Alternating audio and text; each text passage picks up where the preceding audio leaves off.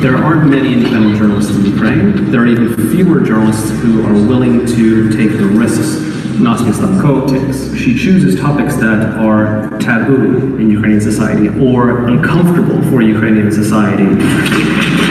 Conflict in Eastern Ukraine, political corruption, the actions of the security services, also reporting on minorities and the far right and nationalist groups. What many consider to be unpatriotic is to carry out these types of investigations. Many people try to ask questions to us why you make these stories, why you show these stories. It's important to say truth because we are journalists. Our job to say truth and to give truthful information for the people. If we can't do this, I don't understand why I should be journalist more.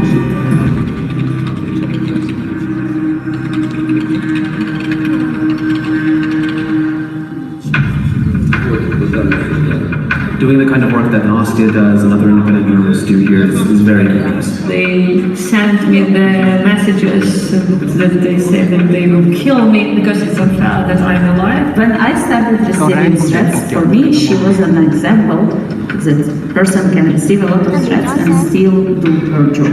CPJ has been involved in Ukraine documenting press freedom violations ever since we started our work. We do advocacy with the authorities. We had several missions to Ukraine.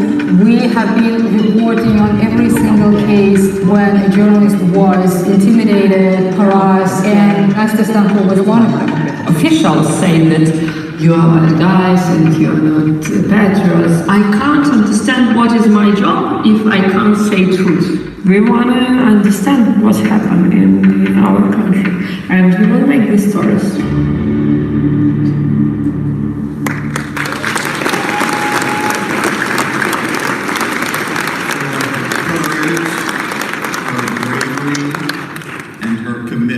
To justice and truth. It is my great honor to present the 2018 International Press Freedom Award to Anastasia Stanko.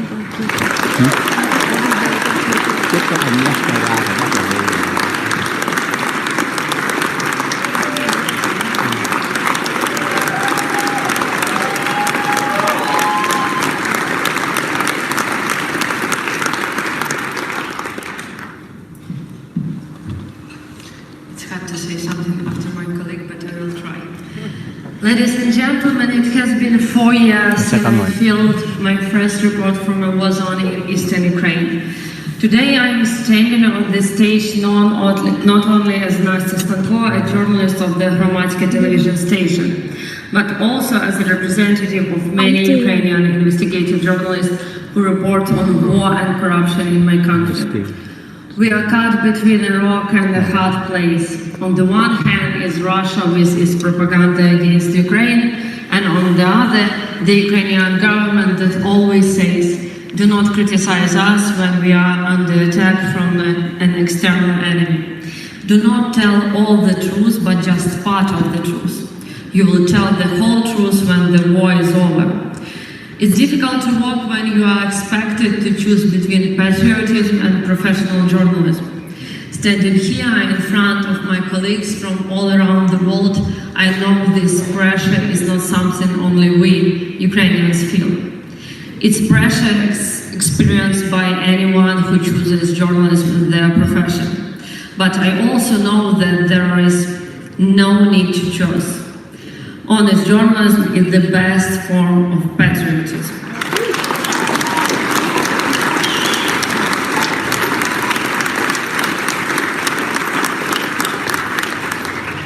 My colleague, journalist Miroslava Gongadze, is sitting today in the audience.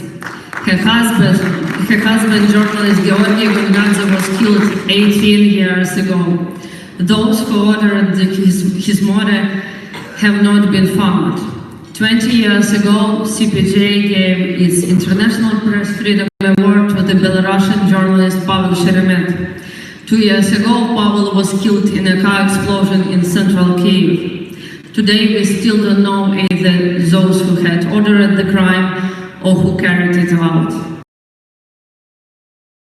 were the masterminds from Russia, which he heavily criticized, were connected to the Ukrainian authorities. Or maybe it was an attempt to frighten of all of us, those who tell the truth in turbulent times. The journalists who report on two wars in Ukraine, the military action against Russia and the war against corruption. It's not about my personal achievements. It's a sign of what Ukrainian journalists have to deal with while moving our country towards Europe and the rest of the civilized world. And their values, respect for freedom of speech and human rights, transparency and accountability of those in power, respect for human dignity, equality and non-violence. I strongly believe that we will succeed in taking this role thanks to honest and brave journalism. Thank you.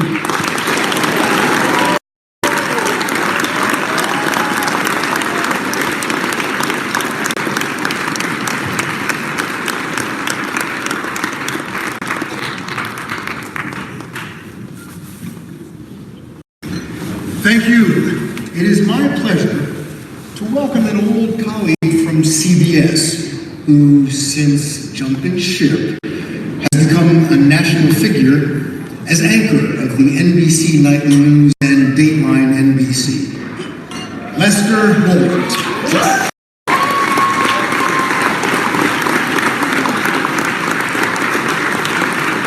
Thank you, everyone.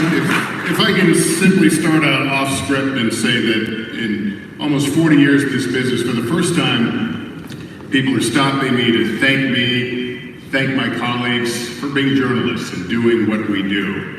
I know we talk about the dark clouds of our industry right now, but it's a sign to me that there's a reawakening, an appreciation for our role in a functioning society. And so I accept that thanks, and we in turn are obligated to pass on our thanks to those who risk much more than many of us in the pursuit of truth every day, the heroes among us, the people that we honor today. So thank you to all of them.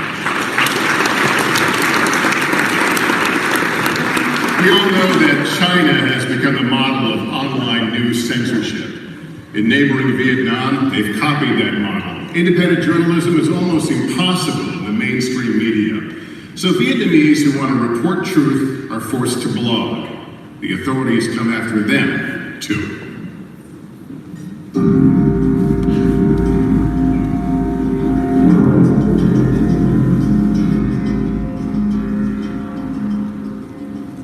Her eldest daughter was nicknamed Nong, which means mushroom. So her pen name is Mother Mushroom. It's her way of reminding herself she's a mother who cares about the future of the next generation. She saw injustice in Vietnamese society, land grabbing by state-linked corporations, environmental disasters, deaths in police custody. She was a truth seeker in a society where truth is not allowed to be spoken. She criticized the government in a way that sometimes I had to sit back and say, whoa, will you be safe? And that never stopped her. They saw her as a threat. She was leading a whole new generation into the blogosphere, challenging the official narrative. That's why they decided they needed to take her out.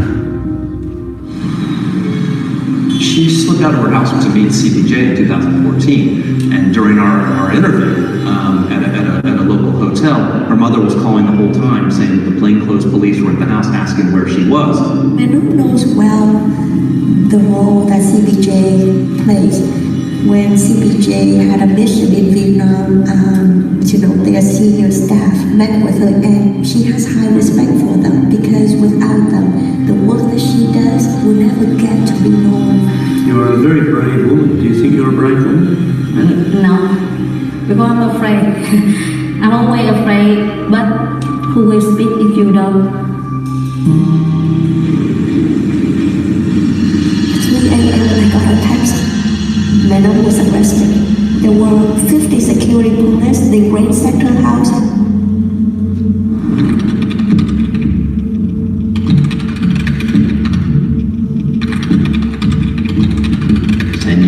In prison in some of the most abysmal conditions in the world. When Vietnam's Communist Party decides that you are an enemy of their stops to make your life hell. She reported on how people die in police custody. Now she's being held in police custody. What could be more dangerous for a reporter?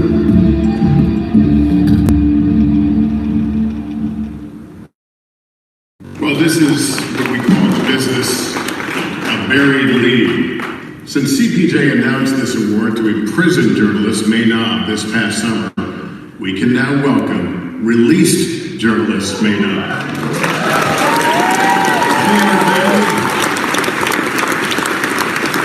She and her family have been granted asylum here in the United States. Ladies and gentlemen, please welcome her. It is with great pleasure to present the 2018 International Press Freedom Award to the young Queen.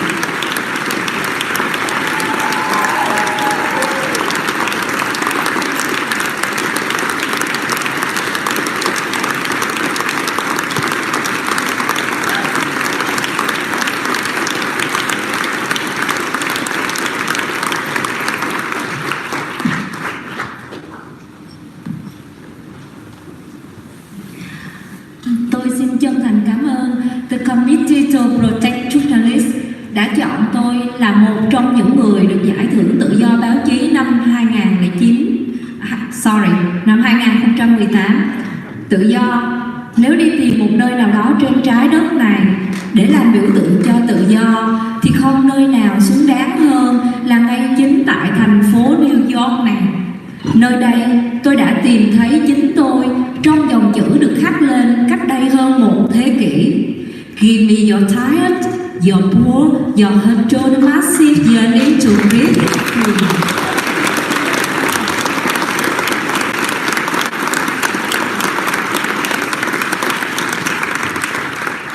Tôi xin cảm ơn CPJ đã tranh đấu cho tự do của tôi.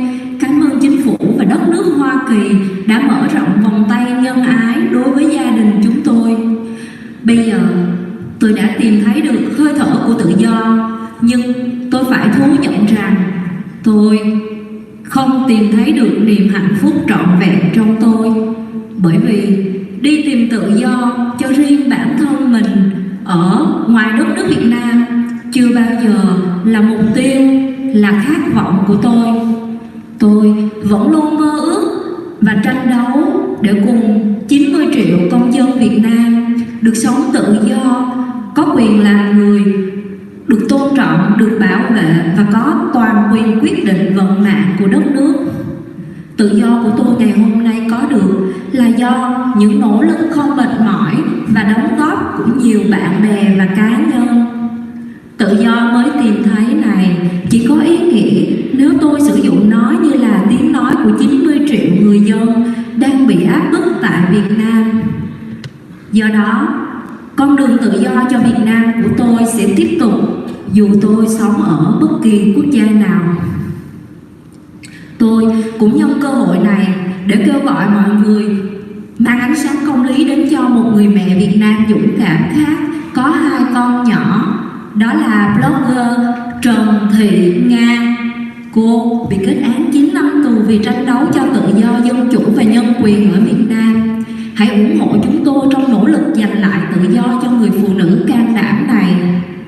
Một lần nữa, xin cảm ơn quý vị rất nhiều vì sự công nhận và ủng hộ của quý vị đã trao tặng cho tôi giải thưởng này. Thank you everyone.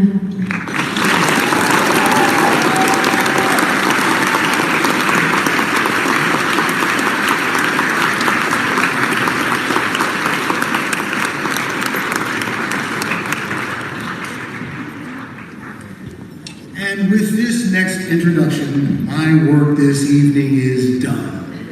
This has been a beautiful evening and it has been my honor to be your host. So I conclude this evening. I would like to invite to the stage that stalwart defender of press freedom, the man who runs this wonderful organization, CPJ Executive Director, Joel Simon.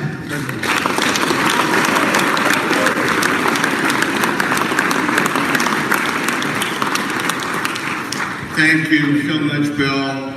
We appreciate so much everything you've done. It's been marvelous, absolutely marvelous to have you as a host. And now, I'd like to make a special announcement. Thanks to the generosity of everyone in this room, we have raised more than $2.2 million. This is a new record. It's a new record for this event. It's the most we've ever raised. And of course, I'd like to thank our dinner chair, Maher Tagna, and the Hollywood Foreign Press Association. I'd also like to make a special thank you to AT&T and its CEO, Randall Stevenson. They made a $250,000 donation to CPJ. The Knight Foundation, for their generosity in matching dollar for dollar all the money we raised tonight. Of course, we're grateful to Thomson Reuters for hosting the pre-dinner reception and Google for hosting the post-dinner reception. By the way, if you have not gotten your pin to support the release of Walon and Kalasau, please pick up a pin at the post-dinner reception and wear it and work for their release from prison. I want to thank our amazing CPJ staff, our dedicated board led by Kathleen Carroll. But most of all, I'd like to thank tonight's honorees for reminding us that sacrifice is sometimes necessary to defend our ideals. I hope we all leave here inspired and energized by their example. If these brave journalists are willing to risk their lives and liberty for press freedom, then surely all of us in this room can come together to defend it in this country. In fact, we have an obligation to do so, not just for our own sake, but for the sake of people around the world who are inspired by the robust, freewheeling, and yes, sometimes reckless debate at the heart of American political life. We believe in press freedom. We believe in it because it's part of our heritage, and also because it's the only framework we know that truly protects the rights of all. And to all those who are willing to stand up and fight, whether in the United States or around the world, CPJ will be with you. We will continue to denounce the violations, to confront the abusers, to comfort the victims, and to honor the heroes. We will always, always, always speak out about what's at stake and why it matters. Thank you to everyone for being here this evening. Good night.